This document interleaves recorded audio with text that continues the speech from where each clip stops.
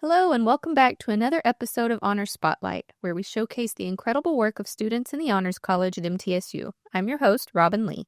Today, I'm joined by Sarah Huffman, a Buchanan Fellow and English major, who is diving deep into the world of video games for her thesis. Her project is titled Halo Reach: Humanity's Desperation in the Face of Adversity. For those who may not know, Halo Reach debuted back in 2010 and quickly became one of the most beloved entries in the Halo franchise. Sarah's thesis explores how the game embodies the indomitable human spirit and uses narrative, environment, and player psychology to highlight humanity's struggle in the face of overwhelming odds.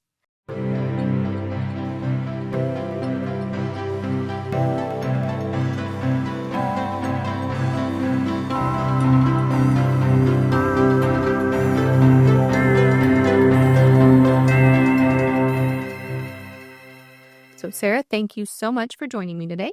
Thank you. It's a pleasure to be here. So in your thesis proposal, you mentioned that you started playing Xbox last summer.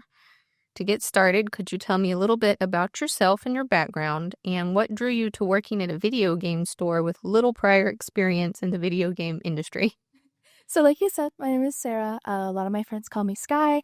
I am an English major with minors in both interactive media and university honors. I'm actually a first-generation college student, and I graduate this December 2026. I am working to be a professor, specifically with video games as literature, and I actually have had prior experience, not crazy prior experience.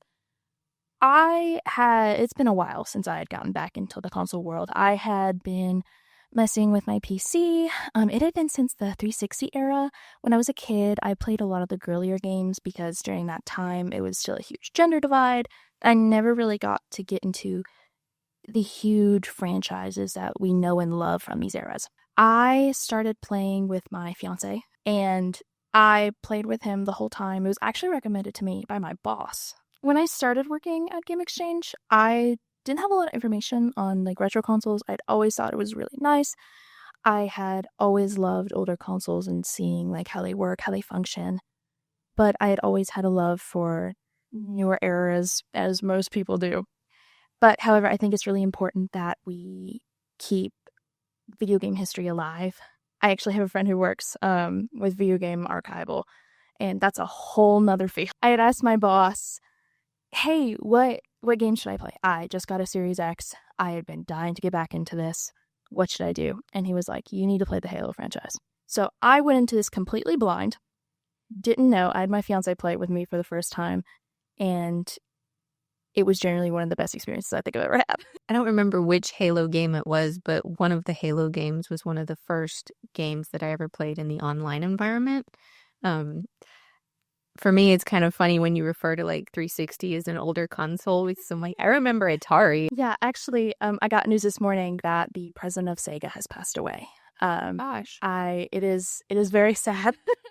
But when I was a kid, I had a 360, I had a Wii, I had my 3DS XL. I had mainly just life gets busy and can't play all the time. And unfortunately, that was me. Okay, so let's provide the listeners with a little bit of an overview of your thesis project and why you chose Halo Reach specifically as your subject. So my thesis is analysis on Halo Reach through a literary lens. I focus on hope and this never give up attitude, the why we need to survive, why we don't give up, the indomitable human spirit. But specifically, Reach is very different. Throughout the whole Halo franchise, we see hope through Master Chief, through this beacon of hope and light and the hero who never dies. Reach is a little different because you're not Master Chief.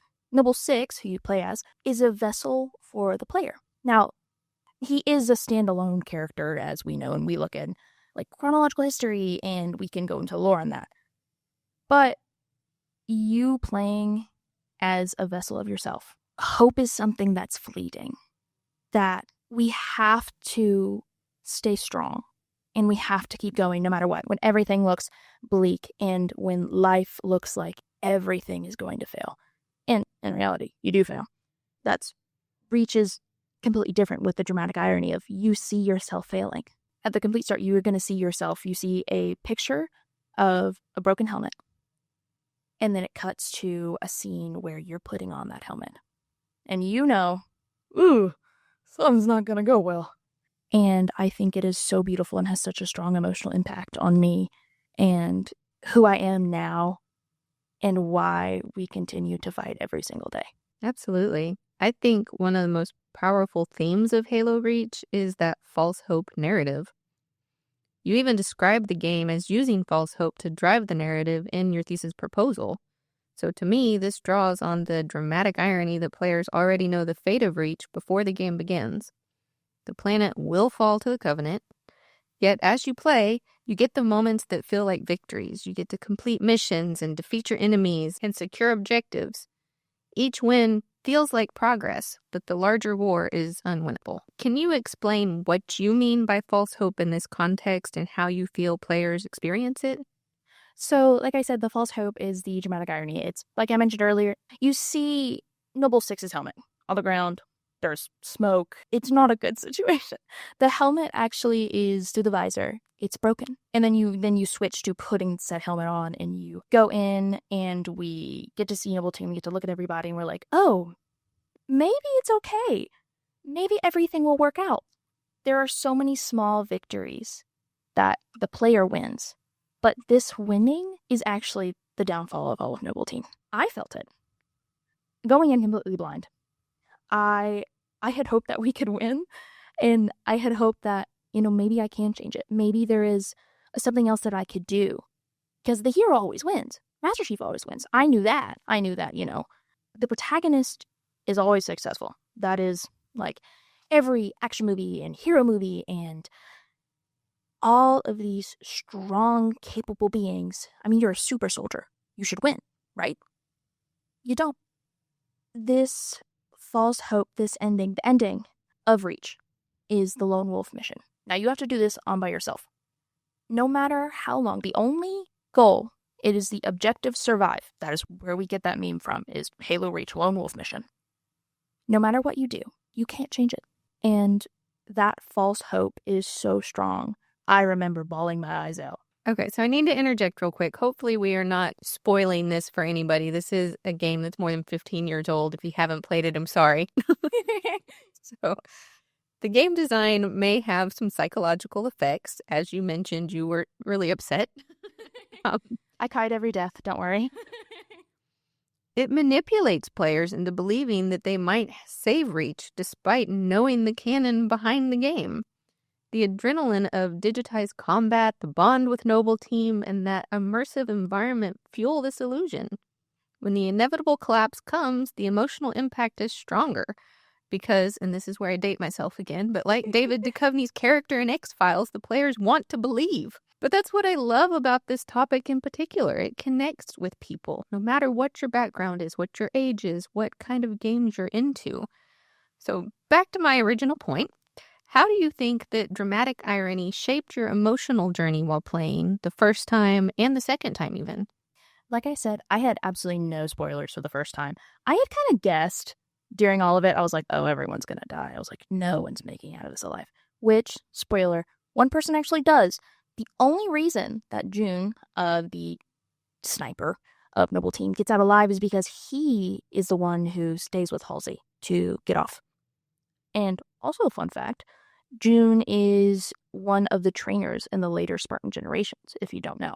I know that something's going to happen, but I'm waiting and I'm hoping maybe I can delay the inevitable. I wanted to believe. And like I said, I cried. I wanted to cry writing this. I was writing about the character deaths, specifically Kat's death. I think hers is the most realistic. And I was sitting there in the library writing and I was like, oh, I just want to cry. I'm listening to the soundtrack and I'm like, I get goosebumps even just like thinking about it. But the second time I started playing through, that bittersweet feeling of, oh, I know how this ends, but I get to reconnect with them over again. I know they're going to leave me. And I think that's what Bungie does so well in Reach, is that it is so realistic that when in a war scenario and you're just introduced to a team, you get to know them little by little as they open up and they get accustomed to you. But then they're ripped away. And going in, knowing it again, it's so bittersweet. How does the cultural idea of the indomitable human spirit connect to Noble Six's final stand in the game? We see, like in real life scenarios, people have lifted actual cars off their children. And one person lifting a car is hard. It's rough. The reason that when we're in these life or death scenarios and our fight or flight kicks in, it's adrenaline. Adrenaline kicks in, it gives us these superhuman powers. And now, mind you, Noble 6 is technically like a superhuman. He's a Spartan 3. So he has been genetically modified. Like Captain America? Yeah, kind of. It gets into like a whole like ethical situation. But like these people are like trained from like kids. That adrenaline release keeps you going. And Noble 6 was going into these missions where he was supposed to die. They sent him on suicide missions. Spartan 3s are meant to be disposable super soldiers. But Noble 6 just kept coming back. So, as the original Noble 6 and Noble Team dies, they send our Noble 6 in. And this was the final bit where he dies. You keep fighting no matter what.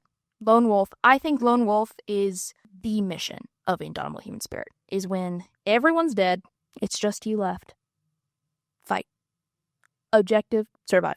That's it. As an English major, you definitely understand the importance of having a good storyline in the background. You're bringing literary and narrative analysis into game studies. How do you see video games fitting into the broader field of storytelling alongside literature and film? First thing you learn in like literary studies, the class. Literature is just storytelling. Big misconception is that literature is just the novels, the classics, the picture of Dorian Gray, we have Moby Dick. But in reality, literature is just storytelling. And video games do just that. Now, of course, not all of them. Mario Kart is not an example of literature. You could make it literature if you made a story with it. But games like Reach, like Night in the Woods, beautiful, absolute literature. And when we look at video games as literature, we use techniques from both traditional literature, such as novels, and film studies. So in literature, obviously, we have to do the close reading and stuff like that. And film studies, we look at the actual what's on screen. But the difference is that this form of literature is interactivity.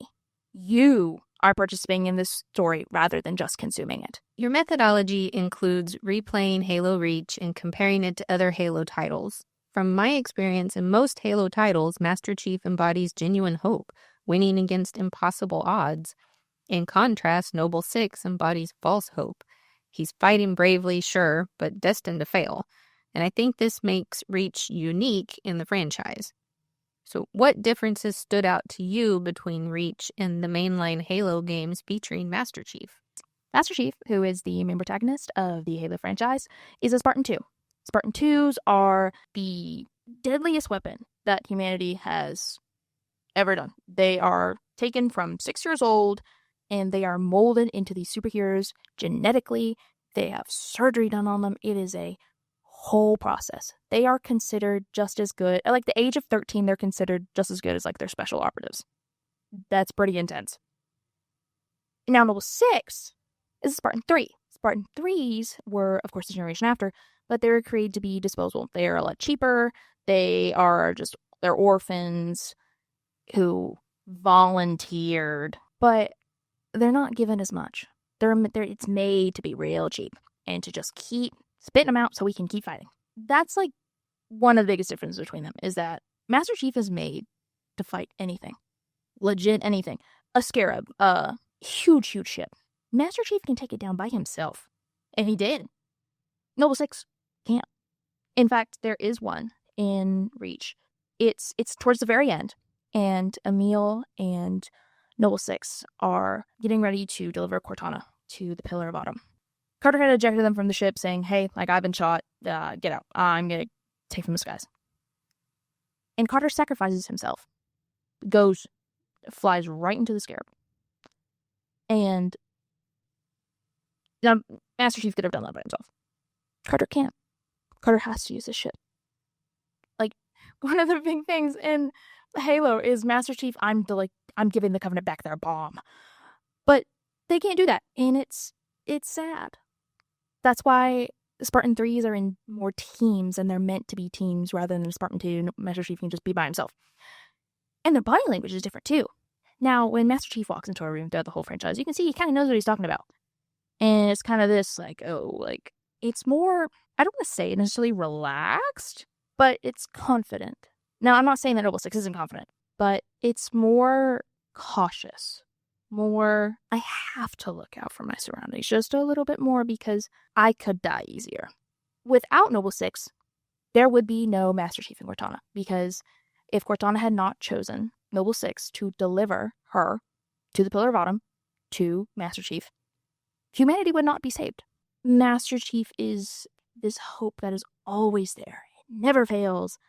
And then if we look at Noble Six and Reach, you do fail. It's a whole thing where, like, the player's success is ultimately the protagonist's downfall.